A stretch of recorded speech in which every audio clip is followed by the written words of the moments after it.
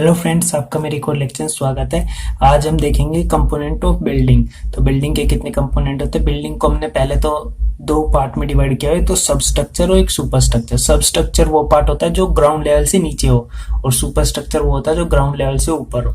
तो substructure the part of the building which is below the ground level is known as the substructure. जैसे foundation हो गया। और superstructure जो होता है जो the part of the building above the ground level, उसको हम सुपर स्ट्रक्चर बोलते हैं। तो सुपर से ऊपर हमें याद रख लेना, ऊपर जो ऊपर का पार्ट होता है ग्राउंड लेवल से, वही सुपर स्ट्रक्चर होता है। वॉल हो गई, रूफ हो गई, डोर, विंडो, कॉलम, ये सब जो आते हैं सुपर स्ट्रक्चर में आते हैं।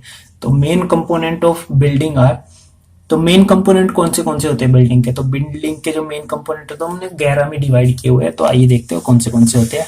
तो फाउंडेशन होता है, दूसरा प्लिंथ होता है, तीसरा वॉल हो गया, कॉलम हो गया, फ्लोर हो गया, सील, लिंटल, शेड। तो ऐसे करके हमने 11 में डिवाइड किया। तो इसको देखते पहले। तो फाउंडेशन जो होती है ना, वो सब स्ट्रक्चर पार्ट होता है बिल्डिंग का, और वो जो होता है पूरी बिल्डिंग का जो लोड होता है ना, वो सब सोइल में ट्रांसफर करने के लिए हेल्प करता है। तो और देखते हैं प्लिंथ। प्लिंथ जो होता है, प्लिंथ जो लेवल होता है ना, प्लिंथ लेवल बनाया जाता है किसी बिल्डिंग में ताकि उसके अंदर पानी इंटर ना करे। जब जैसे भी फ्लड आ गया या फिर बारिश आ रही है ज्यादा, तो रेन वाटर अंदर ना जाए, तो इसलिए थोड़ी बिल्डिंग के लिए में प्लिंथ बनाया जाता है ऊपर उठा के, तो ताकि उसके अंदर पानी ना जाए। और ये जो इसमें हमें एक बात याद रखनी है, ये 45 सेंटीमीटर से कम नहीं होना चाहिए। मिनिमम जो होता है ना 45 सेंटीमीटर तो होना ही होना चाहिए, ताकि बिल्डिंग अच्छी बने। और वॉल जो है वो डिवाइड करती है डिफरेंट फ्लोर को, डिवाइड करती है डिफरेंट रूम्स में। और ये जो है ना प्राइवेसी प्रोवाइड करती है, प्रोटेक्शन प्रोवाइड करती है, सिक्योरिटी प्रोवाइड करती है, और प्रोटेक्शन भी प्रोवाइड करती है किससे, वेदर से, विंड से, स्नो से, कोल्ड से, सबसे। और कॉलम जो होते हैं पूरी बिल्डिंग का रूफ का जो ऊपर से जो लोड आता है ना, वो कॉलम के द्वारा फाउंडेशन में ट्रांसफर किया जाता है। कॉलम इसलिए यूज होते हैं। फ्लोर जो होते हैं, फ्लोर एक बिल्डिंग को डिफरेंट पार्ट में डिवाइड कर देते हैं। First floor, second floor, ground floor, ऐसे करके डिफरेंट पार्ट्स में डिवाइड कर देते हैं। और सील्स जो होते हैं, लिंटल जो होते हैं, सेट्स होते हैं। सेट्स जो होते हैं जैसे ये खिड़की है, उसके आगे जो लगा रहता है ना, हिंदी में से छज्जा बोलते हैं, उसको हम सेट बोलते हैं। लिंटल जो होती है ना, किसी भी जैसे ओपनिंग है, जैसे डोर या विंडो, जहां पे भी ओपनिंग होती है, उसके ऊपर जो बीम प्रोवाइड की जाती है ना, उसे लिंटल बोलते हैं, लिंटल बीम बोलते हैं। सील्स जो होते हैं जो खिड़की के ऊपर नीचे जो प्रोवाइड किए जाते हैं ना, लकड़ी के होते हैं, उसको सपोर्ट देने के लिए, उसे हम सील्स बोलते हैं। Door, window, ventilation, door provide किए जाते हैं कि मूवमेंट कर सके हम एक जगह से दूसरे रूम में।